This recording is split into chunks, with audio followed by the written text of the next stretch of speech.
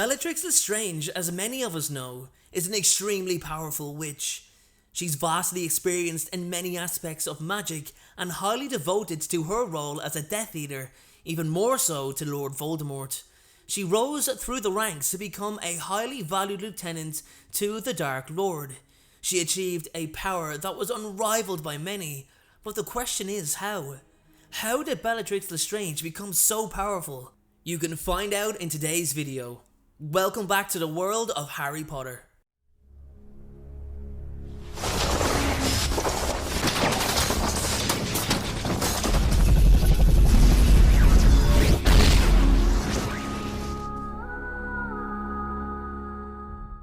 Okay guys, let's get started. Now Bellatrix comes from the Black family, a very prestigious and generally wealthy wizarding family.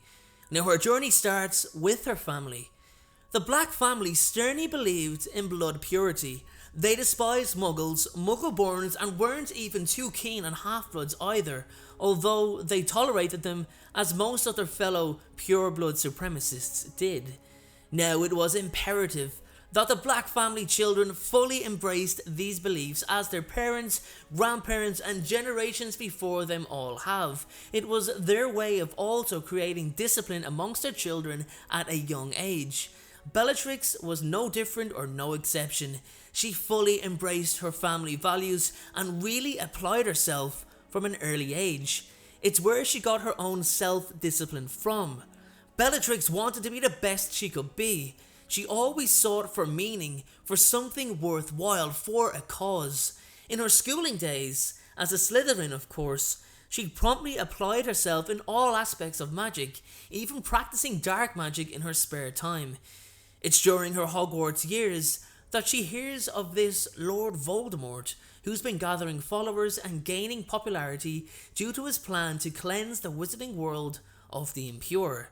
She would hear things like he was creating an army, he was recruiting only the strong and the powerful. What other kind of motivation could she need? To be part of something big, to be part of something meaningful, to make a change, to work under a man described as more powerful than Dumbledore. Bellatrix Lestrange was about to make herself invaluable to the Dark Lord, and that she did. She began with her dueling skills, gaining consistency and composure. She was a skillful and lethal duelist by her graduation. She trained extensively in occlumency and legilimency as to prove to her master that her mind and the secrets that she knew could not be tapped into. Her non-verbal magic was at a level to even rival Voldemort's. Such was the intensity of her non-verbal spells, the energy she created actually cracked the floor during her duel with Molly Weasley. She could perform the most difficult of spells under any situation regardless of the difficulty. Even at ridiculous speeds and heights on a broom, could Bellatrix work her best magic. You can probably guess by now there's a pattern. Bellatrix is good, great, brilliant at everything because she desires to be. She craves approval from the man she serves. She is utterly obsessed with Voldemort's approval, to the point where she wants to be the first name out of his mouth for any mission or any assignment he needs doing. Bellatrix's power comes from her desire. She was even bestowed the honour of being taught several pieces of dark magic, most likely unheard of and created by Voldemort himself, which further strengthens her abilities. If her will to learn in order to please her master isn't convincing you, just look at how long she waited in Azkaban prison for him. Azkaban really isn't portrayed as bad as it actually is. This is a prison which sucks every ounce of happiness out of you.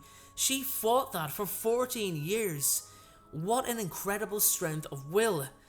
And despite it being 14 years, she showed little signs of rust. In fact, she appeared more dangerous than ever.